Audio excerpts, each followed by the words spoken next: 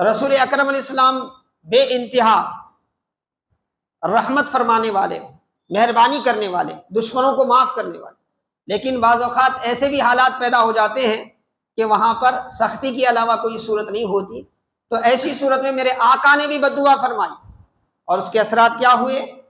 بخاری میں ایک روایت ہے جس کی شرح کرتے ہوئے مشہور شارح بخاری علامہ عینی عمدۃ الخاری میں اور حافظ ابن حجر اسقلانی فتح الباری میں پورا واقعہ یوں ذکر کرتے ہیں۔ عبداللہ ابن مسعود رضی اللہ تعالیٰ راوی ہیں، وہ فرماتے ہیں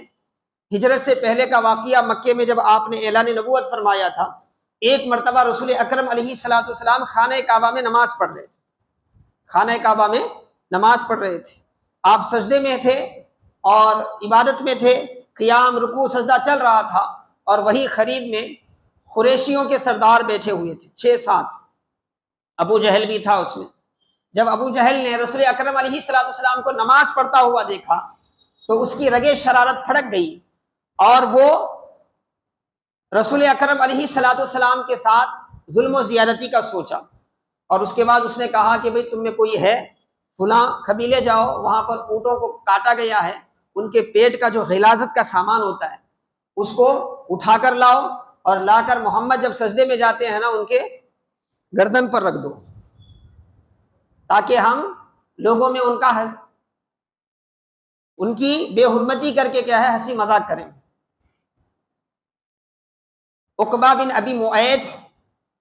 ایک انہی میں سے ایک سردار تھا، وہ بدبخت اٹھا اور جا کر اس قبیلے سے کیا ہے اونٹوں کے پیٹ کی غلاظت لے کر آیا۔ رسول اللہ صلی اللہ علیہ وسلم سجدے میں تھے، اور اس نے کیا ہے اپنے دوستوں کی مدد سے آقا علیہ السلام کی گردن اور پشت مبارک پر کیا ہے وہ گندگی رکھ دی۔ حضرت عبداللہ ابن مسعود فرماتے ہیں میں بے بسی کے عالم میں اس کو دیکھتا رہا، اب رسول اللہ صلی اللہ علیہ وسلم سجدے میں ہیں، سر نہیں اٹھا رہے ہیں آقا علیہ السلام، اور سرداران قریش ہیں اتنے ظالم کہ ان کا کوئی عام آدمی مقابلہ نہیں کر سکتا۔ عبداللہ ابن مسعود بھاگتے ہوئے حضرت ابوبکر صدیق کے پاس گئے، ان کو سنایا، حضرت بی بی فاطمہ کے پاس گئے، سیدہ طاہرہ کے پاس رضی اللہ عنہا، ان کو سنایا، وہ دونوں دوڑتی ہوئی آئیں، اور دوڑتی ہوئی آئیں آ کر کیا ہے اس کو صاف کرنے لگی۔ ادھر ابو جہل اور اس کے ساتھی جو ہے ہنسی مذاق کر رہے تھے آقا علیہ السلام کی اس کیفیت کا۔ رسول اللہ صلی اللہ علیہ وسلم سجدے سے سر مبارک اٹھائے، جب ساری گندگی ہٹا دی گئی تو آقا علیہ السلام سجدے سے سر مبارک کو اٹھایا اور اللہ کی حمد و ثنا بیان کی، اور اس کے بعد آپ نے نام لیا 7 سرداروں کا، ابو جہل کا،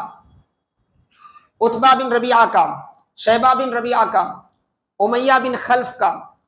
یہ جو عقبہ بن ابی معیط ہے اس کا، اس طرح 7 لوگوں کا آقا علیہ السلام نے نام لے کر فرمایا کہ اے اللہ ان کی پکڑ فرما، اے اللہ ان کی پکڑ فرما، اور زبان مبارک سے جیسے ہی یہ کلمات نکلے ان کافروں کی کیفیت